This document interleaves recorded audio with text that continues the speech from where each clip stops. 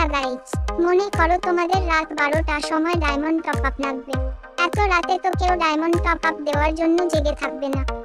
তাহলে তুমি এত রাতে কোথায় থেকে ডায়মন্ড টপ আপ করবা?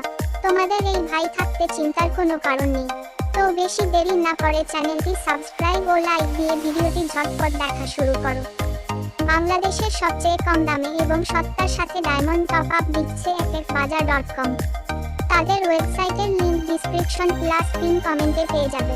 লিংকে ক্লিক দিবার পরে ওয়েবসাইটে চলে যাবা।